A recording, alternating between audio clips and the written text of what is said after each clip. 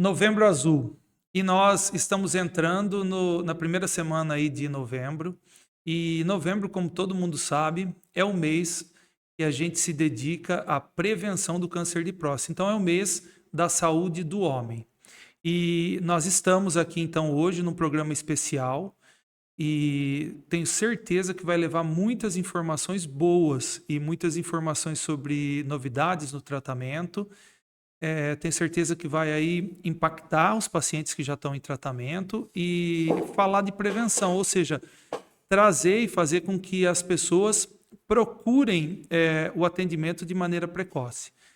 Esse, então, é mais um episódio do OncoCast, que é um programa produzido pela Oncoprime. E hoje nós estamos aqui com o Dr. Fernando Borges. O Dr. Fernando é urologista aqui na cidade. O Dr. Fernando é pioneiro, né? Pioneiro em cirurgia robótica aqui na cidade. Foi a pessoa que iniciou e levava os pacientes para fazer a cirurgia já há muitos anos. Nós vamos falar um pouquinho disso. E eu tenho certeza que vai ser um programa muito bom, especial. E vai ter muita gente aí que vai filtrar muitas informações boas. Fernando, queria agradecer você ter aceitado aqui. Não é fácil a gente fazer essas conversas. A gente que é médico é muito complicado. Queria agradecer muito a sua vinda aqui, seu tempo. E para começar, eu queria te perguntar a respeito do que você acha assim desse. Todo ano a gente faz aí o Novembro Azul. E qual que é a importância disso e o impacto que isso tem tido no seu consultório? Ou seja, você acha que a gente tem conseguido alcançar o tratamento dos homens de uma maneira mais precoce? É, Primeiramente, obrigado, Neto, pelas palavras, obrigado pelo convite aqui de prestigiar aqui essa nova fase aí da Oncoprime, né? Isso é uma iniciativa muito boa, a gente precisa divulgar, compartilhar conhecimento e distribuir, né? Acho que é o nosso papel Isso principal mesmo. como médico, né, e como especialista, além de ajudar as pessoas em melhorar a qualidade de vida, é informação. Então, Isso é aqui isso. é, parabéns, fantástico. Então, assim, o que eu acho, essas campanhas dos meses, né, os meses coloridos, né, acho que elas são de grande valia. A gente observa, no meu caso da urologia, a gente observa aí que o mês de novembro aumenta a procura expressivamente, né? A gente vê isso no consultório, os homens vão mais ao médico no mês de novembro através de campanha de divulgação. Essas campanhas já existem há alguns anos, né? A gente observa que em novembro os homens ficam mais atentos e procuram mais o consultório, né? O Sim. homem geralmente é mais relaxado. Sempre a mulher costuma levar, mas em novembro as campanhas têm bastante eficácia. A É. gente observa isso mesmo. Rapaz, eu ia te falar isso. Tem um dado estatístico, né, que a gente está fazendo esse programa não é à toa. Tem um dado estatístico que é assim, esse último triênio que eles falam é 72. E o INCA estima que novos casos de câncer de próstata são 72 mil novos casos. Ano, né? E por ano, exatamente isso. E tem um outro dado que é um dado interessante que vai de encontro com o que você falou, que é o seguinte: por o homem ser um pouco mais relaxado, né? Tem um dado que fala que 70% dos homens que procuram o nosso consultório, eles vêm não por iniciativa própria, vêm por pressão da esposa, dos filhos. Então, Exatamente.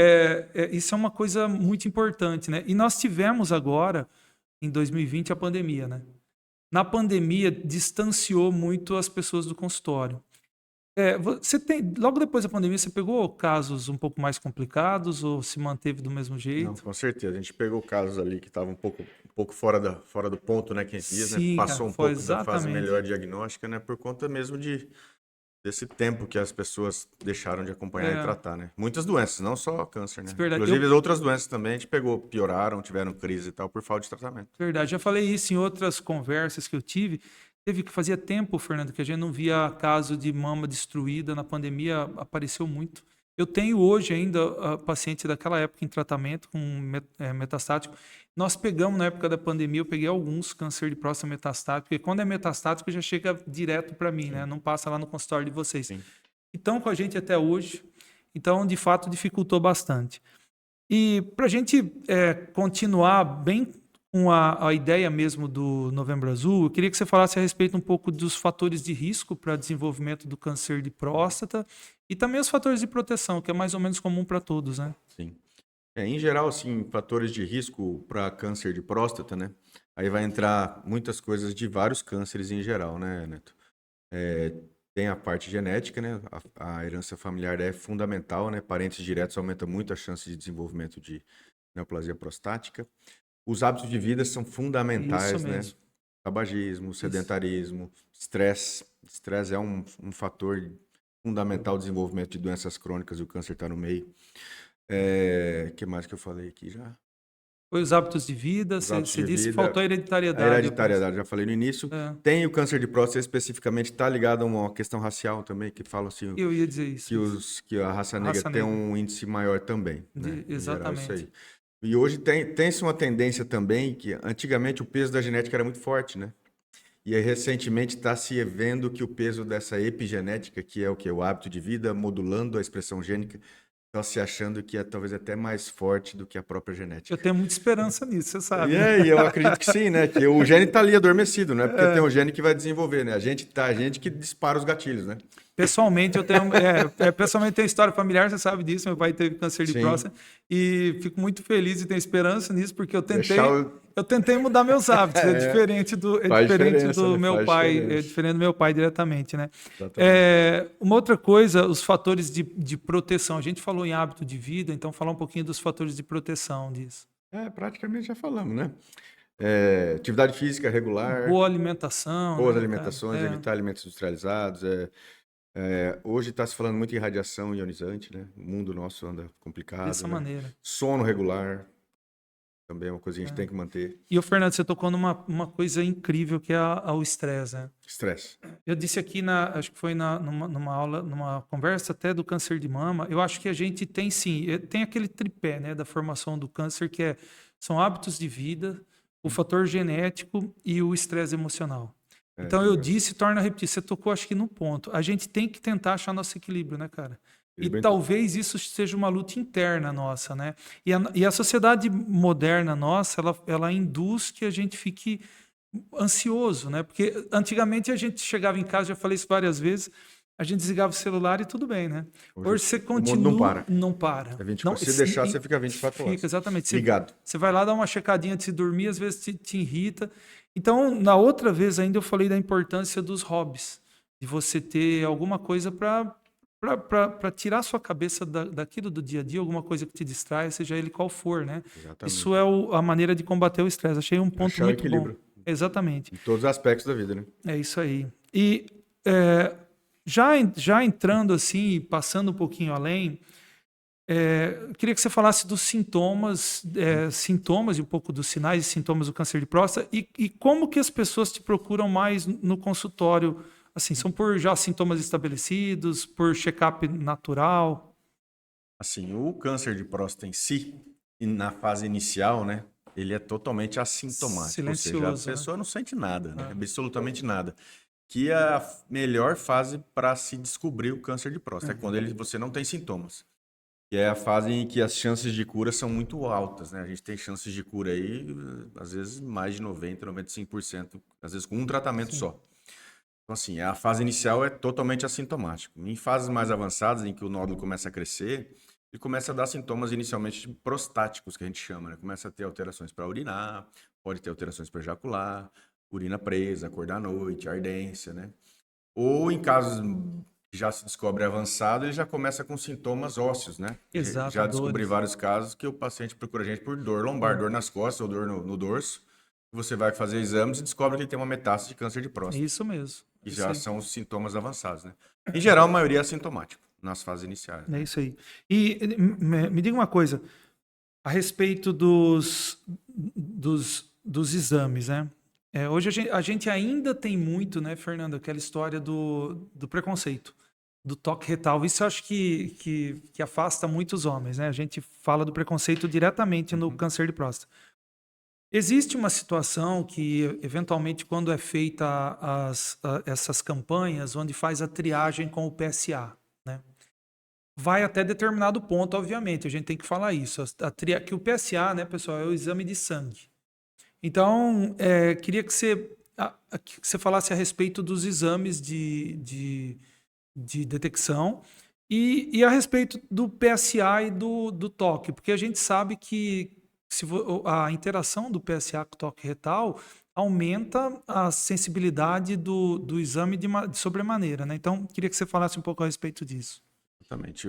Em termos de rastreamento, em termos de triagem, de screening, né, que a gente chama para câncer de próstata, rastreamento populacional, recomenda-se fazer o PSA, que é o exame de sangue, que reflete doenças da próstata, e o exame de toque retal. Esse é o exame que é recomendado fazer anualmente. Em geral, a partir dos 45, 50 anos, há controvérsia entre as sociedades, mas a partir dos 40, 50, você começa a individualizar, você já pode começar a procurar. É importante a associação dos dois exames, porque só o PSA isolado ele ainda deixa uma lacuna nas alterações de diagnóstico, que a gente sabe que os tumores mais agressivos de próstata, que são os que matam mais rápido, eles produzem menos PSA e desenvolvem mais nódulos. Então, esses tumores são mais descobertos através de toque, os tumores mais agressivos, se você quer descobrir inicialmente. Então, assim, essa é a justificativa ainda que a gente fala, pô, mas hoje, no mundo de hoje, tão moderno, com tanto exame, a gente ainda tem que fazer o toque e tal.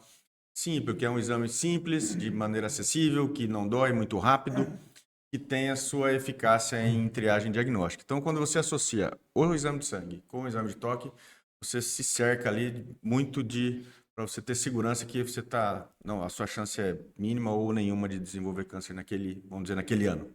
Sim. Né? Fernando, e uma vez que você chega lá, só para a gente falar e as pessoas saberem, né? Chega lá com o PSA aumentado, o toque retal deu positivo.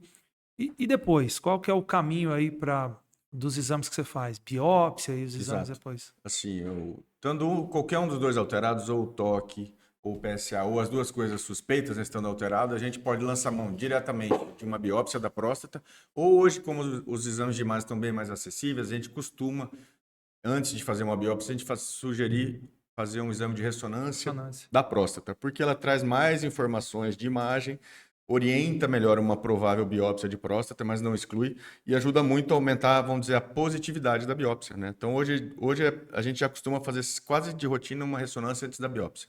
Sim. A menos que, dependendo de onde você está trabalhando, a ressonância seja difícil de fazer, vai para a biópsia direto. Mas, em geral, a gente pede uma ressonância para orientar melhor uma biópsia de próstata. Então, a ressonância ela tem um fator que é importante.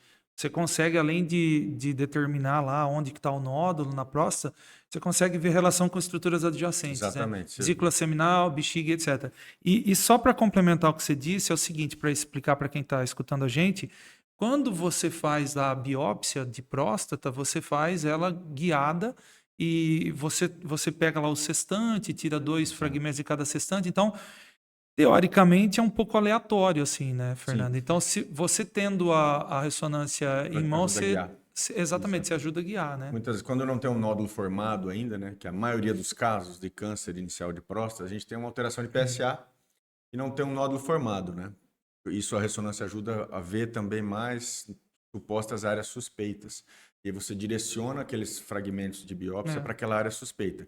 Quando não há nenhuma área suspeita, a gente faz uma biópsia chamada de randomizada, né? E você faz uma biópsia aleatória, tipo um mapeamento da próstata, é o que a gente faz hoje. Então a ressonância aumenta muito essa sensibilidade do exame. Isso. Que a gente tem uma precisão maior do exame. Sim. Né? E a biópsia é guiada com ultrassom, né? Ela não tem a precisão de imagem da ressonância, mas você consegue enxergar bem. Hoje em dia já existe muito equipamento que você consegue aliar essa imagem que você produziu na ressonância. Você usa um aparelho específico de software no ultrassom que você acopla aquela imagem da ressonância no aparelho de ultrassom, que você consegue biopsiar aquela imagem guiada com ultrassom através da imagem fornecida pela ressonância. Então isso já são avanços tecnológicos que a biópsia fica muito mais sensível, e número de fragmentos. Por que tira tanto? Porque aumenta, de fato, a sensibilidade do exame. Exato. Então, você consegue cobrir, isso é motivo de estudo, você consegue cobrir aqueles pontos cegos e áreas da próstata fazendo a biópsia por sextante ou, como você disse, de maneira aleatória. Uma vez que é feita a biópsia e dá positivo, você parte lá para a ressonância, como você disse.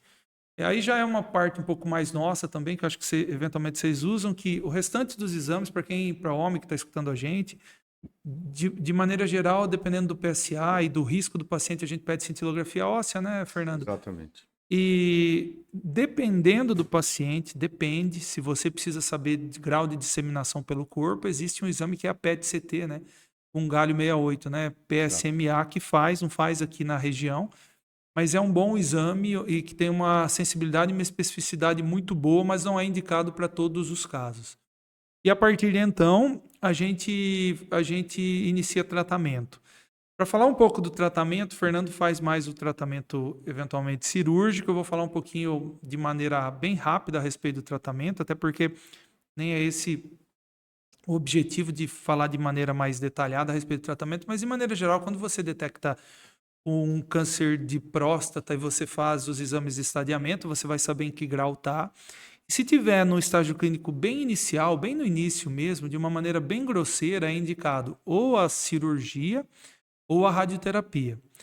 Existe também, que a gente estava até discutindo antes de começar, a observação vigilância, mas a observação vigilante é só ficar observando, mas é uma coisa muito complicada. E para a gente que já faz isso há muito tempo, a gente que é mais velho, né, Fernando? A gente tem um certo preconceito com isso, mas tem que ser assim, risco muito, muito baixo, risco muito baixo chamado. Se o tumor for já um pouco mais avançado, você já entra com agonista, antagonista do LHRH, que é aquela chamada hormonioterapia, e depois faz algum procedimento juntos, seja ela cirurgia ou mesmo a radioterapia, e depois continua com a hormonioterapia. E se for doença metastática, aí você tem algumas outras coisas para fazer. Hormonioterapia ou as novas drogas que hoje tem no mercado, né? Como os antiandrogênicos, tem também inibidores da enzima PARP, que aí a gente chama uma coisa mais específica para falar, e são, de maneira geral, o tratamento do câncer de próstata é assim que funciona.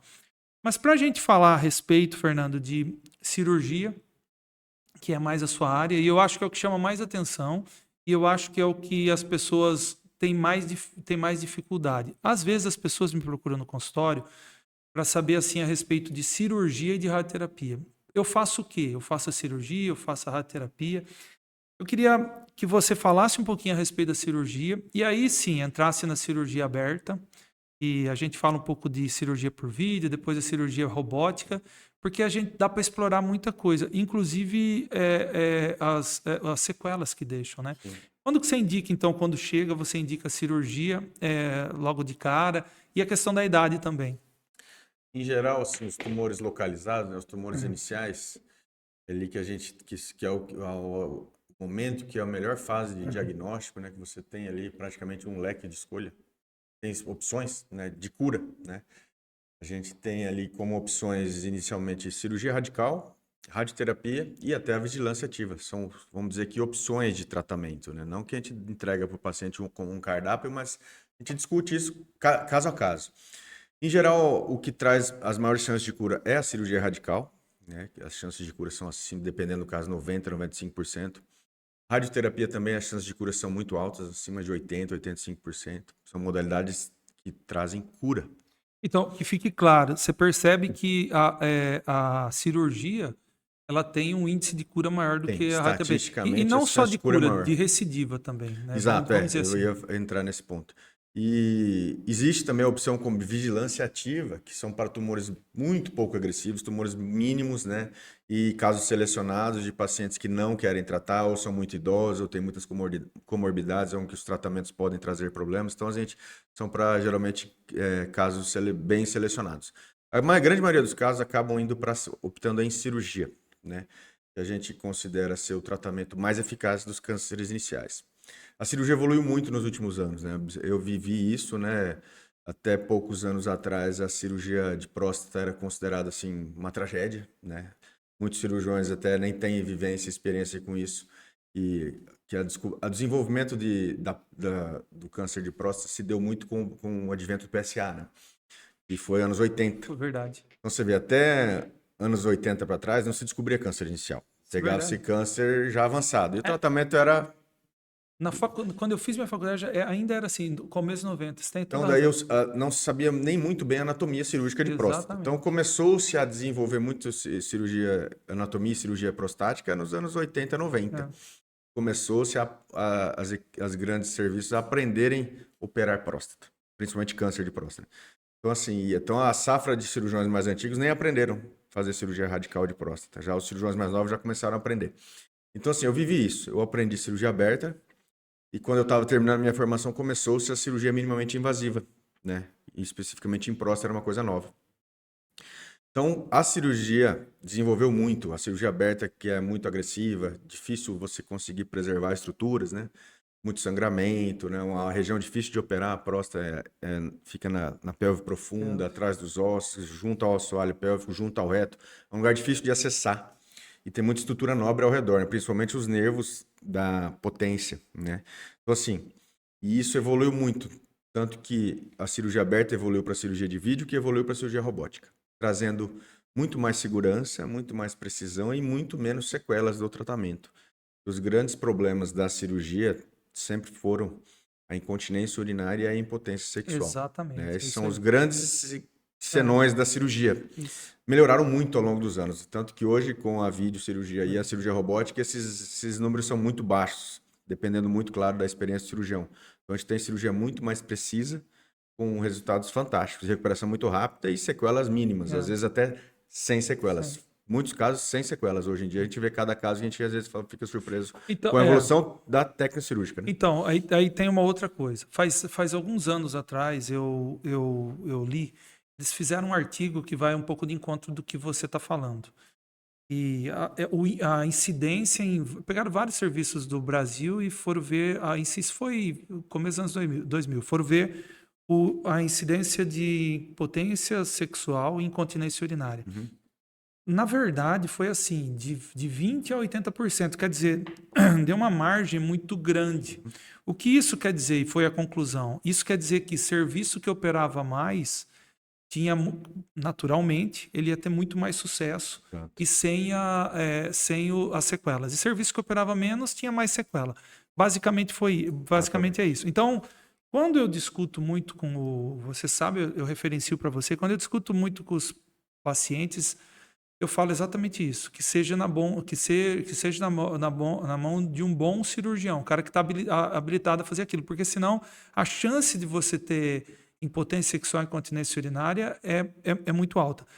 Ao meu ver, acho que você deve concordar comigo, a impotência sexual, lógico que é uma tragédia, mas a impotência sexual ainda você tem alguns meios de você se recuperar, né? Um prótese ou medicamentos e etc., dependendo do grau. Mas a incontinência é uma coisa extremamente complicada. Eu peguei ao longo da minha vida incontinência em homens jovens que destruiu o casamento. Isso é uma coisa complicada porque o cara a urina fica saindo o tempo inteiro, tem que usar mods, o cara muda a rotina dele, para de sair para ir para os lugares e aí traz uma certa depressão e etc. Então, essas pessoas que ficam com incontinência urinária têm uma chance maior de ter depressão.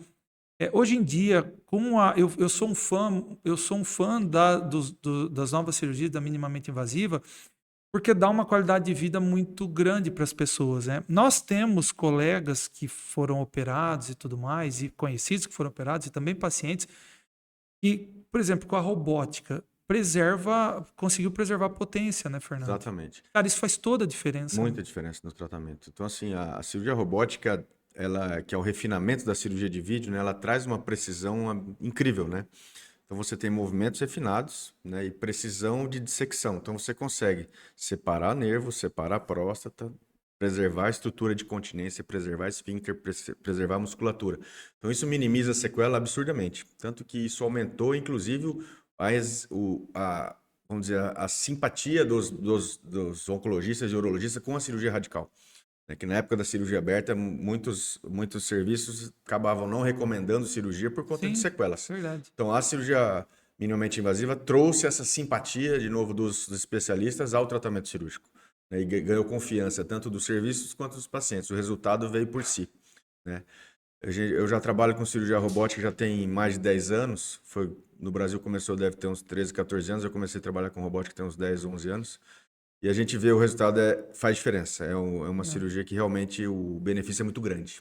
Então, só para deixar claro, você pegava os pacientes aqui e levava para operar lá em São Sim, Paulo. Acho que tinha só no no Sírio. início era só nos grandes serviços, No né? Einstein. Sírio, Einstein, os hospitais Sim, maiores de São Paulo. A gente começou a fazer treinamento e começou a pegar os nossos pacientes e levar para operar lá, isso já desde 2011, né? sim. E os resultados são excelentes, né? Esses pacientes estão com a gente até hoje, eles recuperaram muito rápido, praticamente sem sequelas, a maioria sem sequelas. É. Quem teve alguma sequela foram sequelas mínimas, totalmente toleráveis.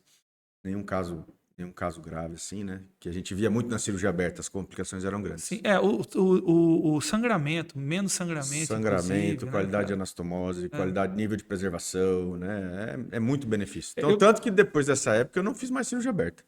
é, Eu passei a fazer o vídeo, vídeo né? ou Isso, ou robótica. Quem robótica, não tinha exatamente. condição de operar robótica, a gente fazia vídeo aqui. Vídeo. Mesmo no SUS. Fizemos muitos anos vídeo, Sim, cirurgia verdade, vídeo tem razão. laparoscópica no SUS. Foi pioneiro nisso, Sim, a gente verdade. desenvolveu, trouxe para cá, virou rotina, Cara, né? Na verdade, eu posso falar isso porque a gente viveu isso junto. Foi. Quando você chegou, foi quando começou de fato a fazer cirurgia de câncer de próstata aqui, Foi. a O serviço prostatectomia de radical. urologia Foi, foi quando começou. exatamente. Porque antes tinha, os urologistas reverenciavam, mandavam para fora, até por conta da explicação que você acabou de dizer. Uma coisa que os pacientes perguntam muito no nosso consultório e eu queria que você deixasse claro idade de indicação para cirurgia e uma outra coisa, cirurgia, tanto cirurgia por vídeo e robótica, eu queria que você falasse do tamanho dos tumores Certo. que são indicados para isso.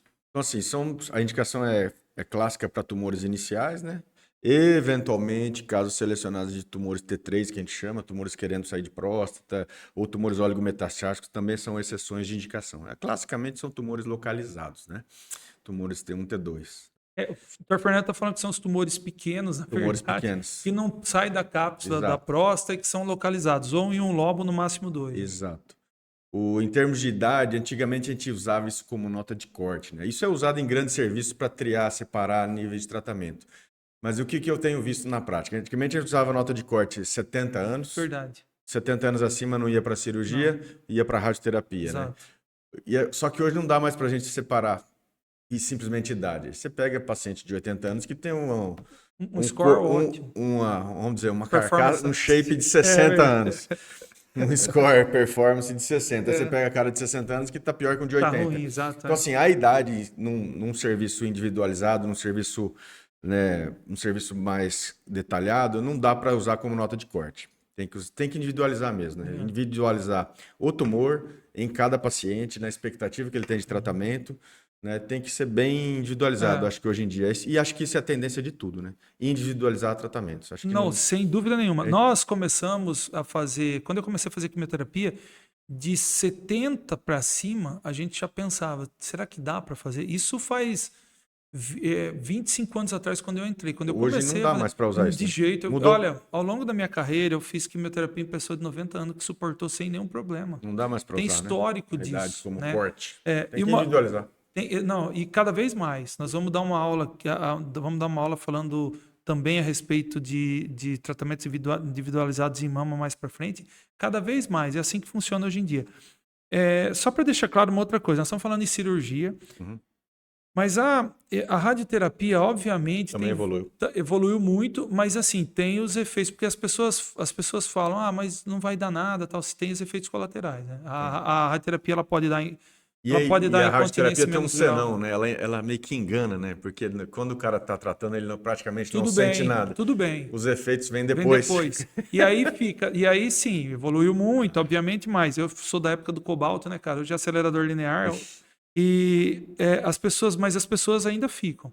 Pode ficar com incontinência, impotência sexual e aquela cistite e retite que incomoda muito, né, velho? De reto, de bexiga, né? Tempos depois, eu tive casos de paciente, Fernando, que depois sim, cara, desenvolveu assim, ó, teve sangramento retal e a gente pedia para fazer a colonoscopia, era por conta da radioterapia que tinha sido submetido. Então, as formas de tratamento, nós estamos falando da cirurgia, mas as formas de tratamento, elas têm sim ainda os efeitos colaterais que vão sendo minimizados. Uma coisa que eu acho que é importante na hora de decidir esse tratamento, o paciente tumor localizado, eu falo muito para o paciente isso, quando ele está pensando entre cirurgia e radioterapia, eu falo o seguinte, se você tem a opção de cirurgia, você faz a cirurgia e eventualmente você tiver uma recidiva, você ainda tem a radioterapia como uma segunda, Eu um penso segundo eu tiro. falo exatamente isso. E quando Exato. você decide, não quero operar, vou para a radioterapia, Sim, se você tiver uma recidiva, dificilmente a cirurgia não é tão boa sim. e não é todo cirurgião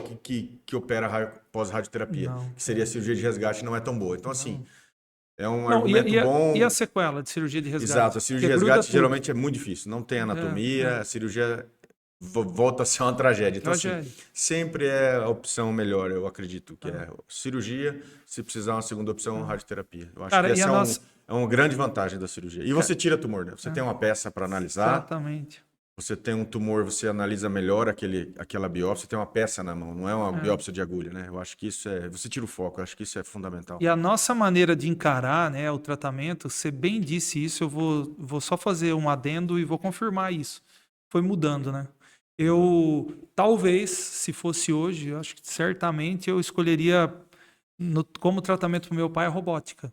Não tinha isso Ah, não tinha, disponível não quando tinha, foi feito lá atrás, entendeu? Não tinha. sim, era. Então, Mudou isso muito, mudou é muito. importante a gente fazer esse tipo de conversa para as pessoas conseguirem compreender o quanto mudou e o quanto foi E ficando rápido, e o né? quanto exatamente rápido. Nós não E somos agora novos, vai mas ser também não mais. somos tão velhos, Não, né? não, não. Vamos dizer que a gente é meia cancha. Exatamente. E foi ficando refinado, né, cara? E eu acho que agora vai mudar cada vez mais rápido, né? Mas de Pois fato é é. verdade. Não podemos falar que a gente é muito velho, né, cara? Exatamente. Temos que puxar para o nosso lado. É, seguindo aqui a nossa conversa, a gente já falou então da indicação da cirurgia robótica, que isso é uma coisa que o povo pergunta tanto em consultório, você nem sabe. Às vezes sai de lá do seu, vem aqui no meu para poder conversar a respeito disso e a gente tem mais ou menos Uhum, afinado, né? É, na verdade, eu queria falar um pouco também a respeito da sequela de incontinência urinária uhum. e a importância da reabilitação. Nesse ponto, a gente fazia reabilitação eventualmente essa é uma outra queixa que eu acho uma catástrofe. A gente fazia reabilitação com fisioterapia e tudo Uhum, mais, que ainda existe lá uhum. o seu nicho nisso, acho Sim. interessante. Mas eu queria que você falasse da reabilitação da incontinência urinária. E se você quiser falar até da incontinência fecal, seria interessante, Sim. com a cadeira que você tem Exato, disponível lá na exato. sua clínica agora. Veja como mudou, né? A gente já Mudou. falando a respeito de tecnologia. Então, em termos de incontinência urinária, né, que é a perda de urina, é uma das possíveis complicações, quando ocorre esse tipo de problema, o tratamento inicial, o tratamento que se tem que fazer inicialmente é um fortalecimento da musculatura pélvica, né? Que é exercícios mesmo, que a gente faz com fisioterapia, sessões de fisioterapia, né? Que no caso do homem, é até um tanto constrangedor, né? A fisioterapia do homem, porque envolve aparelhos por baixo, introduzir aparelhos no ânus e tal, e o homem tem muito receio quanto a isso e muito constrangimento. Então ele acaba não aderindo, ainda mais que é um tratamento que precisa de sessões e precisa de disciplina de fazer sessões, Verdade. né? E o que que tem de avanço nessa parte desse fortalecimento de musculatura de períneo? Hoje existe uma cadeira que a gente trouxe para a clínica recentemente, que é uma tecnologia americana, que ela faz esse fortalecimento que o paciente senta na cadeira, são sessões, e aquilo produz uma onda eletromagnética que faz as contrações de maneira involuntária. Não precisa tirar roupa, não introduz nada no paciente, e aquilo vai fortalecendo o períneo dele, fazendo meio o efeito da fisioterapia. Então, assim, Sim. é um avanço no tratamento da incontinência também, né? Os casos graves, que hoje a gente tem muito pouco eu vou dizer que depois que a gente parou de cirurgia A aberta, técnica. passou para cirurgia minimamente invasiva, eu vou dizer que eu não tive mais nenhum caso de incontinência grave. Que os casos graves precisam de cirurgias de correção, né? Os casos de casos mais leves, coloca-se uma tela para corrigir a incontinência, e os casos gravíssimos, né, que é raro, usa o uso de esfíncter artificial, né? Isso é da época da cirurgia aberta, eu Antigo, usava muito. exato. É. Que mesmo assim, não é uma prótese, né? Que faz o serviço de esfíncter, né? Substitui o esfíncter. E não são nada agradável. Então, hoje, graças a Deus, melhorou demais. Sim, Quando a gente tem hoje, são casos leves de incontinência. Quando tem, que melhora com fisioterapia. e voltando a falar, eu achei a cadeira incrível lá, né? Sim. Então, a gente ficou sabendo lá que você tinha. Depois, se você quiser deixar o link, alguma coisa do seu Vamos consultório, a gente deixar. pode A colocar, cadeira inclusive, chama Encela. em cela, é isso mesmo. Usa muito para incontinência feminina, que melhora absurdamente o períneo das mulheres, né? A aplicação maior é para incontinência Cara, urinária legal, feminina, legal. mas tem aplicação para todo, Para para o homem também, inclusive na exatamente. incontinência fecal também. Fecal, fecal é muito importante a gente falar, porque a fisioterapia introduz, é o que o Fernando acabou de falar. Então, isso para o homem é extremamente constrangedor. Começa e não termina, né? Faz uma sessão, não volta É mais. bem complicado. Sabe outra coisa que eu queria falar, Fernando, que você falasse a respeito, e a outra, as pessoas chegam no consultório, a respeito da impotência. Certo. Quando tem uma lesão de nervo um pouco mais grave, é um pouco mais complicado. Os medicamentos, os dilatadores que existem aí, eles não fazem um grande pouco efeito. efeito. Pô, exatamente. Eu queria que você falasse de quando você passa os medicamentos via oral e das opções de cirúrgica para resolver a impotência. Os implantes de pênis, essas coisas. Entendi. Então, assim, a disfunção erétil, né, a impotência sexual, tem uma coisa que a gente tem que explicar bem, que às vezes uma coisa que às vezes o paciente confunde, que é ejaculação e ereção. São coisas que estão juntas, mas tem funcionamento diferente, né? Diferente. Ejaculação é o ato de eliminar o sêmen, né, no orgasmo. Quem retira a próstata não vai ter mais sêmen. Sim. Então ele vai ter orgasmo, ele vai ter uma Vai produzir o sensação líquido. de ter prazer, mas não sai nada, né? Isso não tem como mudar, porque você tirou a fábrica do sêmen, que é a próstata e as vesículas seminais. Então o cara vai ter um orgasmo seco, a gente chama disso. Isso é uma coisa que não tem como mudar. O que mudou muito é em relação à ereção, né? Porque com a cirurgia minimamente invasiva, você consegue preservar os nervos que regulam os nervos e as artérias que promovem a ereção do pênis. Então isso melhorou muito. Quando você consegue fazer uma boa preservação, praticamente ele não desenvolve disfunção erétil, vai ter só a disfunção de ejaculação. Quando há uma cirurgia que não preservou ou não pôde preservar, às vezes é um tumor grande que está em cima do nervo, você tem que sacrificar nervo, existem os tratamentos da reabilitação também da disfunção erétil, que envolve medicamentos. Os medicamentos hoje são muito bons, você usa medicação diária, às vezes, eventualmente medicação sob demanda, né, no dia da relação. Existe tratamento injetável, que é injetar medicamentos para induzir ereção, injetar medicamentos no corpo cavernoso. Corpo cavernoso, isso mesmo. Né? E também, casos graves, existe implante de prótese peniana. Né? Só que a gente vê bem que quando faz a cirurgia, existe um tempo de melhora da disfunção erétil. Ele fica ruim inicialmente e vai melhorando. 6 meses a 1 ano, até 2 anos ele recupera. É uma fase que a gente chama de reabilitação. Então, nessa fase, a gente sempre usa medicamentos, injeções, para quando pensa em colocar prótese, depois de 2 anos, geralmente, se a incontinência, se a impotência for grave, se não tiver jeito. Não, e nós estamos também fazendo um tratamento para disfunção erétil, que também é uma novidade. Não se aplica muito em pós-operatório de prostatectomia, mas se aplica muito na disfunção vasculogênica da maioria dos homens, tirando o paciente operado de próstata, que é o hipertenso, é o diabético, é o cara já de 50, 60 anos que começou a ter uma disfunção erétil leve, e geralmente é causa vascular, é o dislipidemia, é o tabagista, é o diabético que começa a ter perda de ereção, que são tratamentos regenerativos para o tecido cavernoso. Isso é interessante. A gente começou a fazer, que é com ondas de choque no pênis e PRP, injeção de plasma rico em plaquetas. Você faz aqui na clínica. Começamos a fazer na clínica também. São tratamentos que a gente chama de regenerativos para reabilitação de corpo cavernoso. Para prostatectomia não cabe muito porque o problema é interno, né? Neurovascular de pelve. Mas também é avanço que isso aí não existia quando eu era estudante. Não existia, exatamente. É isso aí. E a cirurgia, na verdade, como foi avançando a cirurgia minimamente invasiva e robótica, como você já disse, Exato.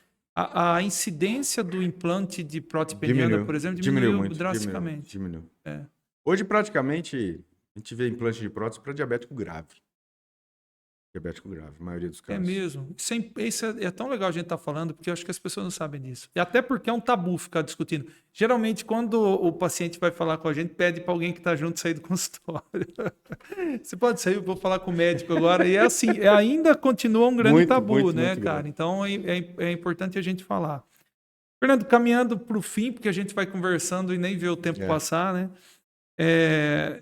Eu queria que você falasse aí, deixasse uma mensagem final, ou se tiver algum assunto que a gente não conversou, se você quiser falar ainda aqui do que está fazendo de novo e tudo mais, você fique à vontade aí.